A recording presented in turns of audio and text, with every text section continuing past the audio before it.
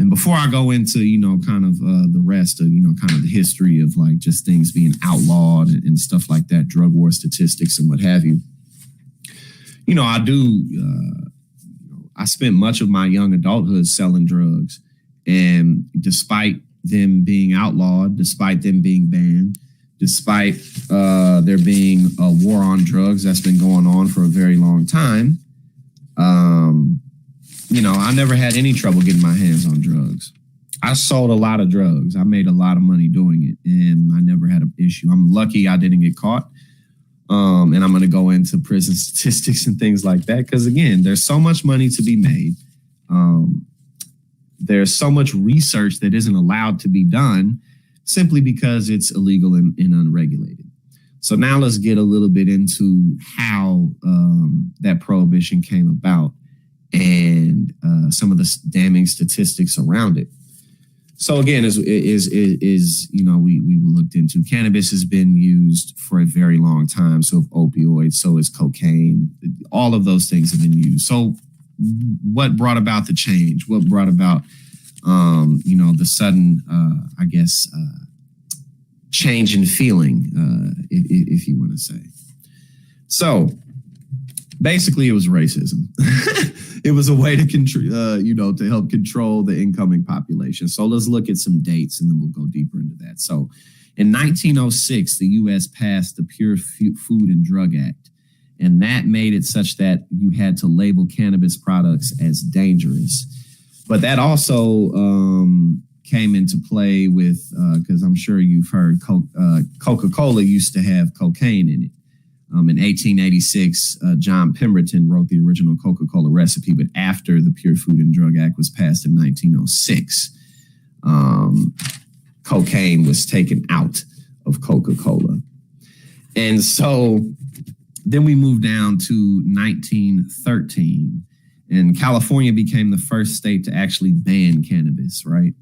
1914, and this is the big thing right here. In 1914, the Harrison Narcotics Tax Act made drug use a crime.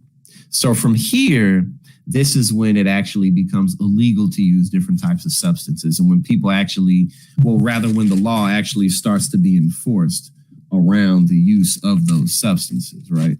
Oh, my bad, I'm looking for my phone. Where's my phone? I'm gonna have to find it because I'm gonna have to read y'all some quotes in a second. So I'm gonna have to find my phone. Okay, it's right here. So after the Harrison Narcotics Tax Act was passed, which made, again, drug use a crime, around that time, millions of Mexicans, they began to flood into the U.S. because of the Mexican Revolution, and they brought with them their recreational marijuana use. Okay, so that's really a lot of what did it, because at the time, cannabis was used medicinally. It was used recreationally, of course, but Mexicans flooded into the country. Now they're bringing this stuff, right? And there's got to be a way that we can basically outlaw Mexicans and marginalize them, right? So you marginalize, obviously, something that they use, which is cannabis. So 26 states actually outlawed cannabis by 1925, and much of the world followed. And the banning of the exportation of hemp came about. And during the Great Depression, again, a scapegoat was needed, right? You need a scapegoat, Mexicans and weed, right? So there you go. So Harry Anslinger, he became the first commissioner of the Federal Board of Narcotics. And these are some of the quotes that he actually used as marijuana and other narcotics were outlawed. So here's the direct quotes from Harry Anslinger. There are 100,000 total marijuana smokers in the U.S., and most are Negroes, Hispanics, Filipinos, and entertainers. Their satanic music, jazz, and swing result from marijuana use. This marijuana causes white women to seek sexual relations with Negroes, entertainers, and any others. He also said, reefer makes darkies think they're as good as white men. And then he said, marijuana is the most violence-causing drug in the history of mankind, which we know is complete BS. However, it's this kind of rhetoric that drove to marijuana being outlawed. And much of the rest of the world followed suit because still to this day, the United States is a superpower and sets the tone and culture for much of the world. It was no different at that time. Especially at that time, much of the rest of the world, they, weren't as developed as they are, weren't as long as they are now. So again, we start to see the outlawing of cannabis as Mexicans flooded into the country. They used it more recreationally than Americans did. And so, again, like I said, the Harrison Tax Act that passed 1914, and by 1925, 26 states had outlawed cannabis. And, you know, we got films like Reefer Madness, which came out in 1936, which you may be familiar with. It's a very ridiculous, hilarious film now. But you got to remember that major productions weren't as common back then. So if somebody made a big production, you know, everybody was going to see it. And it was going to hold a lot more weight because people didn't have as much access to information as they do today. So that's just what it is. Then we got the Marijuana Tax Act of 1937, which regulated marijuana by requiring a high tax on those who sold it. And then October 2nd, 1937, Samuel Caldwell becomes the first person arrested in the United States for selling weed. And again, like I said, because the United States is such a powerful country, much of the rest of the world followed suit.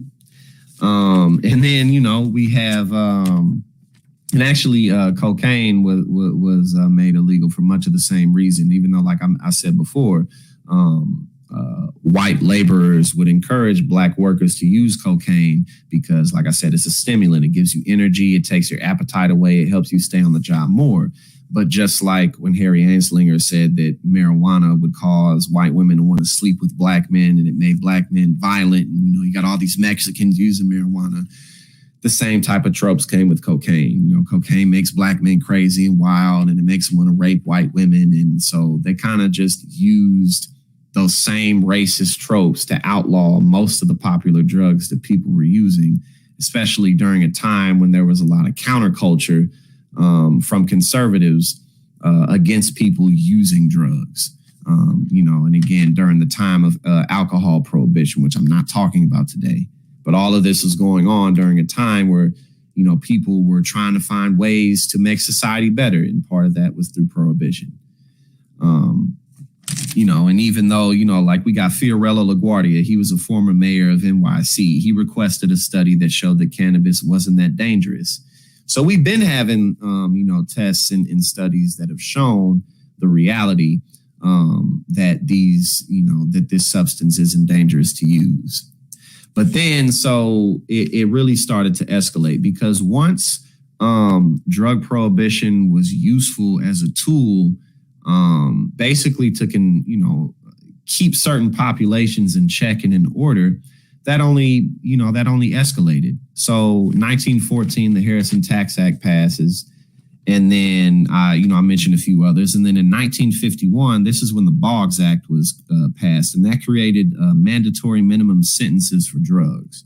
So that's, again, it starts to become easier to throw people in jail for longer periods of time. Then in 1956, the Narcotics Control Act gave stricter consequences for marijuana convictions. In 1961, the United Nations Single Convention on Narcotics Drugs was had. And from that basically banned marijuana around the world after that convention was had. And all of this naturally created a counterculture because as the laws continued to become more strict and punitive against drug use, that's when you start to see the counterculture of like hippies and stuff grow more and more. Anytime in a society you have some type of strong cultural push that maybe suppresses people in some type of way, for the good or for the bad, there's going to be a counterculture that develops. And so in response to the counterculture, conservatives amped up things even more. You know what I mean? Because then we get into like the 80s and DARE, but I'm not quite there yet. So we see like I said, the conservatives freaked out in the growing counterculture, and that's largely what led to Richard Nixon being elected in 1968. The conservative counterculture freaking out over the hippie movement, basically the kind of the standard image of the perfect family of the 1950s, people being disillusioned from that. Conservatives were freaking out about that. So that's a lot of what got Richard Nixon into office. And then in 1969, the Supreme Court found that the Marijuana Tax Act was unconstitutional because it violated the Fifth Amendment. And from there, my man's Richard Nixon was like, no, we can't have that. So in response, Congress passed the Controlled Substances Act, which that's when you started. And again, I already mentioned that the Boggs Act, that created mandatory sentencing, and the Narcotics Control Act made those sentences more punitive. But with the Controlled Substances Act, now you put drugs into different categories, which is, the way, again, that they got around the Supreme Court ruling to say that the Marijuana Tax Act was unconstitutional. So then we have more. We're not done. Oh, no, we are not done. So now cannabis was banned in all occurrences because they put cannabis up there in the Schedule 1. You know what I mean? So that's what they did. The DEA was founded July 1st, 1973, right? In 1975, the Supreme Court ruled that receiving 20 years in prison for weed, that was cool. That was all right. And actually, I didn't know this until a few days ago when I was doing my research, but Alaska, they decriminalized weed in 1975. So Alaska, they been did this because kind of around that time, around kind of the mid 70s, there already was a counterculture to the war on drugs. But by the mid 70s, people in more progressive circles kind of started to say, let's kind of get away from all this prohibition. You have groups, in 1971, a group called NORML was founded, the National Organization for Reform of Marijuana Laws. So there's been groups who have been pushing for reform for quite some time. And again, actually, Alaska in 1975, they decriminalized marijuana. So people have been moving towards making these pushes for quite some time, which, goes to show how slow moving change can be. But it also goes to show how important it is to stay, to keep that fight alive. And then we get into the biggest anti-counterculture point, which is the 80s, which is the election of Ronald Reagan. You know what I'm saying? And then we got the 80s, we got the DARE programs, the Partnership for a Drug-Free America, and stuff like that.